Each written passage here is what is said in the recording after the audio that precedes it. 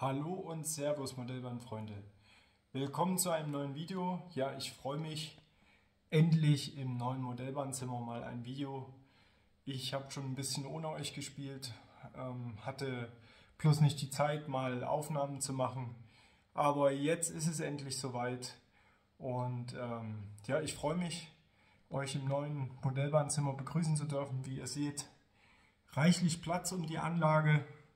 Auf einmal wirkt sie ganz klein und ja, ich habe mich an neuen Perspektiven, Winkeln versucht und hoffe, ich kann euch damit gefallen. Und ich würde sagen, wir steigen ein, wir halten uns gar nicht lange auf.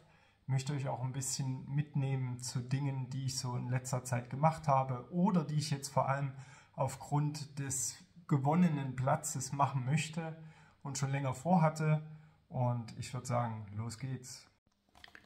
Ja, ein paar Fahraufnahmen habe ich natürlich auch für euch, denn wie in der Videobeschreibung schon angekündigt, gibt es natürlich auch diverse Neuheiten, die hier so rumstehen. Wenn ich hier einen kurzen Schwenk oder einen kurzen Teaser auf Fahrzeuge mache, die es noch nicht so lange am Markt gibt. Aber erst möchte ich euch hier hinten mal mitnehmen. Aufmerksame Zuschauer wissen die oder kennen die Ecke, sehen, dass ich hier in dem Bereich einfach ein bisschen was verändert hat. Jetzt war inzwischen wieder die Messe in Friedrichshafen, da habe ich bei MBR wieder zugeschlagen, jetzt nicht online, sondern die sind auch immer in Friedrichshafen. Ich habe hier hinten mich langsam vorgearbeitet, habe hier Juwela-Pflastersteine verarbeitet, mal etwas Probe gelegt, die Brücke angepasst, das Ganze farblich weiter gestaltet. Wie ihr oben seht, etwas Werkzeug um den Karl-Alexander-Turm. Ich habe hier hinten den Gasthof abgerissen. Hier kommt ein neuer her. Ja, die Nostalgiker unter euch, die werden mich jetzt wieder tadeln. Aber ich bin da, wie ihr wisst, konsequent, was das angeht. Es gibt einen wunderschönen Bausatz von Busch. Den kann ich euch gerne mal zeigen, der da hinkommt. Ja, so sieht das gute Stück aus. Gasthaus Krone. Der wird da Platz nehmen. Und wird, glaube ich, ganz schick dort passen als Fachwerkgebäude. Ja, hier waren ein paar alte Bäume unterwegs, die jetzt gerodet worden sind. Da kommen natürlich neue Bäume hin.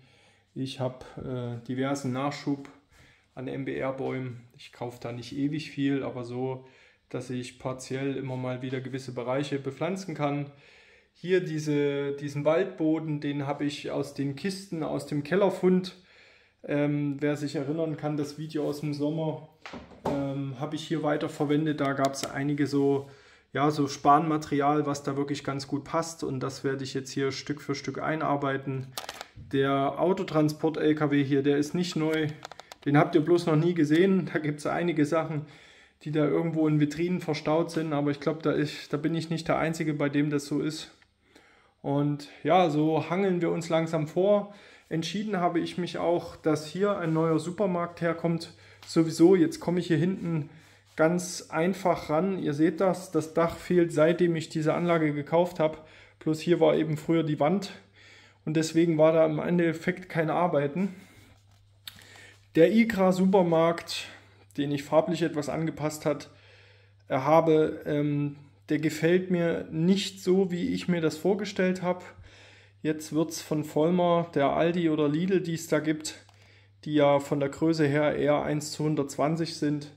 Das ist wie hier unten mein Stellwerk, da denkt auch jeder, das ist TT, dabei ist es H0. Es fällt ja immer etwas kleiner aus. Ja, und der Supermarkt, so wie er hier ist, der gefällt mir einfach irgendwie, weiß nicht, mir passt das nicht ganz. Ich finde zwar die IKRA-Bausätze super, ich habe hier hinten die Brücke und noch einiges anderes, was von IKRA hier drauf kommen wird, aber der gefällt mir nicht. Ja, wie schon mal in anderen Videos erwähnt, dieser ganze Bereich wird hier neu gestaltet. Ihr seht jetzt zum ersten Mal diesen Feldweg, den ich hier hinten angelegt habe. Diese Betonplatten, wir können es uns jetzt quasi von der anderen Seite anschauen. Zum allerersten Mal geht dann hier der Weg runter und auf die Straße. Und von hier hinten kommt dann der Weg und geht hoch zum Karl-Alexander-Turm. Das zweite Gleis wird hier auch verschwinden, weil So wie ich das hier hinten verarbeite, ist es einfach unrealistisch vom Lichtraumprofil und so weiter, hier hinten ein zweites Gleis zu haben. Ich bin tatsächlich am Überlegen, ob ich mir hier wie so eine Art für Touristenverkehr eine Art Bahnsteig schaffe, wo die Leute zum Karl-Alexander-Turm können. Das war mal so eine Idee von mir. Ich weiß noch nicht so richtig, ob ich das umsetzen werde, ob es dann zu überladen wirkt oder nicht. Ja, das sind so die Projekte, die ich jetzt demnächst vorhabe. Weichenantriebe umbauen ist weiter so ein Thema.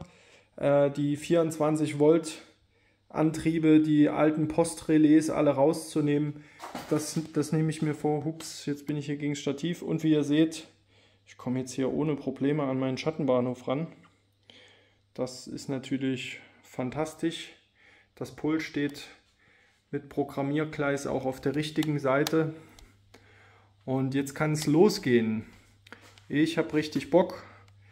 Die Saison ist jung und ich habe Motivation. Was gibt es Besseres als diese beiden Kombinationen, um an der Modellbahn was zu schaffen? Ja, hier vorne wird es auch noch eine große Veränderung geben. Dafür habe ich einen Busbahnhof gekauft. Die Bahnsteige werden modern werden. Jetzt habe ich teilweise etwas das Problem, dass es zu eng ist in gewissen Kombinationen, zu flach für quasi den modernen Epoche 5.6 Standard, und der Bahnsteig wird etwas zurückgesetzt werden, die Bahnsteigkante, und wir werden hier auf einen modernen Bahnsteig gehen. Das Gebäude wird das alte bleiben, aber wir werden hier, wie man so schön sagt, einen barrierefreien Zugang machen und das Ganze alles schön mit Details ausschmücken, so wie ich mir das vorstelle. Bis jetzt waren es ja immer nur grobe Grundarbeiten. Ihr seht das hier im Güterbahnhof, wo ich einfach ausgebessert habe, Betonschwellen, also das Ganze auch in die moderne Epoche gehoben habe. Ihr seht, ich habe die ganzen Antriebe hier damals gemacht. Ich habe euch jeweils dazu mitgenommen und jetzt kommen viele Details, wie hier wird eine Mauer eingefügt, hier kommt ein Zaun ringsrum, hier kommt noch, hier soll eine Bushaltestelle, die so quer rüber geht, reinkommen, damit die Leute hier zum Zug können, wie sich es eben heutzutage gehört. Und dann kommen da viele kleine Details mit Figuren. Ich habe das jetzt einfach mal angedeutet mit den Fahrzeugen hier hinten, was ich da machen möchte. Das soll alles wirklich belebt aussehen. Da ist noch viel zu tun, aber ich denke, die Saison ist jung und die Motivation ist groß. Mal sehen, wo wir Ende der Saison stehen, die wahrscheinlich ja bei mir wieder weit bis in Mai, Juni rein gehen wird. Je nachdem, was mir so an Zeit bleibt, neben der ganzen Arbeit, die ich habe. Ja, jetzt würde ich sagen, genügend geredet, steigen wir ein, nehmen noch ein paar Fahrvideos mit von den Neuerwerbungen, die so angekommen sind, während ich umgezogen bin, während die Anlage umgezogen ist, wie dieser schöne Schlafwagen hier von LS-Modell. Würde ich sagen, genießt es, kommentiert fleißig und liked, wenn euch was gefällt oder wenn ihr seht, was euch gefällt. So rum wollte ich das sagen. Haut Kommentare rein, abonniert meinen Kanal, wer das noch nicht getan hat. Ich würde mich freuen, dass der Aufwand, den ich hier doch gerne auch betreibe natürlich, aber damit er nicht komplett nutzlos ist. Oh, hier ist ein Baum schräg, da muss ich auch nochmal etwas Gärtnerarbeiten machen, und ich würde sagen, wenn es was zu kommentieren gibt, komme ich nochmal zurück ins Video, und jetzt viel Spaß bei den Fahraufnahmen.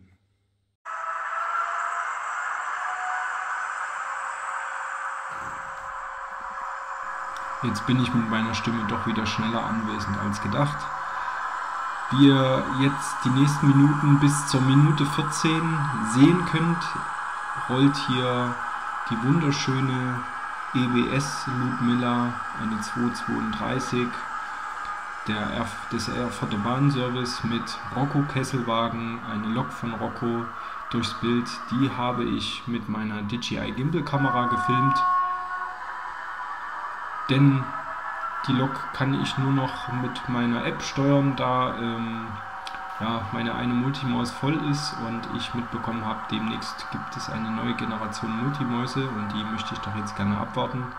Und ja, wer jetzt mehr Abwechslung im Betrieb sehen möchte und nochmal andere Aufnahmen, der sollte auf Minute 14 und ein paar Sekunden springen. Da gibt es dann die ganzen Neuheiten, aber jetzt bis Minute 14 könnt ihr den Verkehr der EBS Ludmilla genießen.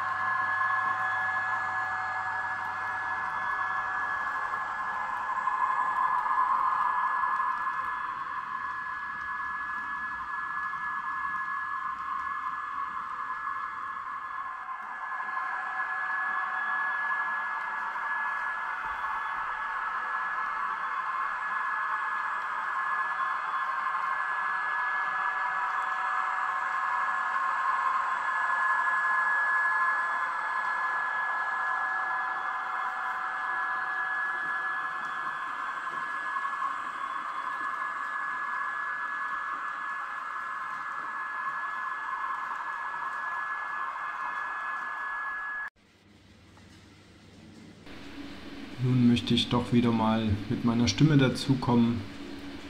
Das ist keine Neuheit, die schöne BA 285, die Trax Diesel der Havelländischen Eisenbahn mit ihrem EA-Wagenzug. Das ist mein Reinigungszug, das war einer der ersten Züge, die auf der Strecke waren. Das ist ein Wittenberger Kopf von Tillich als Silberling, das ist eine Neuheit und über die habe ich mich doch sehr gefreut. Wirklich, die Wittenberger Köpfe von Tillich sind wirklich gelungene Modelle, muss ich sagen, und auch endlich mit integriertem Decoder. Das ist super. Meine zwei Silberling Wittenberger Köpfe, die laufen top. Mein Halberstädter nicht ganz so gut, da hat der Decoder schon den Geist aufgegeben, aber ich denke, auch das wird sich beheben lassen. Ja, jetzt die EBS 232 mit ein paar Mehrwagen, die ich dann noch so gefunden habe aus Kisten, was ich alles ausgeräumt habe. Und mal ohne Sound, trotzdem wunderschön.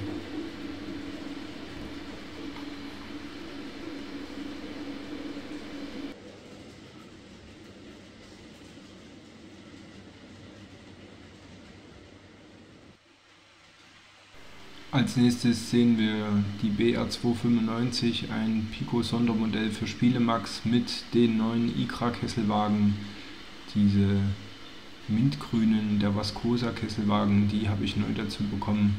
Wirklich einfach gesagt, geile Wagen. ICRA macht wirklich geniale Kesselwagen, ich kann es nicht anders sagen.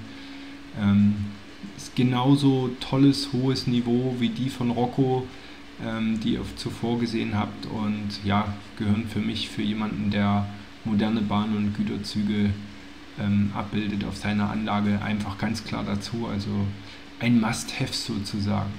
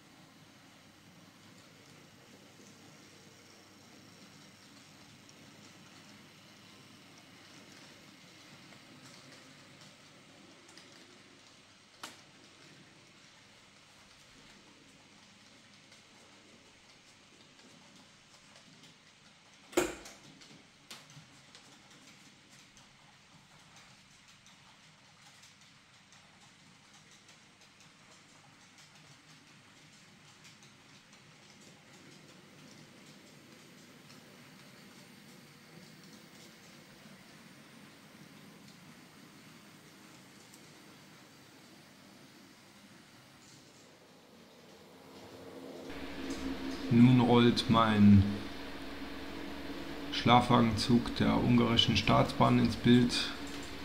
Die wunderschönen LS-Wagen, ich konnte da nicht Nein sagen, wo Elriva die als Exklusivmodell damals angeboten hat. Ich habe schon die RCD-Wagen und jetzt auch einige andere, wie hier durchs Bild zu sehen, von LS-Modell exklusiv damals bei Elriva vorbestellbar, und einfach vom Niveau her die besten Personenwagen in TT, muss man ganz klar sagen, was Filigranität und so weiter angeht. Und für mich unbestritten wirklich die schönsten und qualitativ besten Personenwagen, die ich in meinem Bestand habe von LS-Modellen.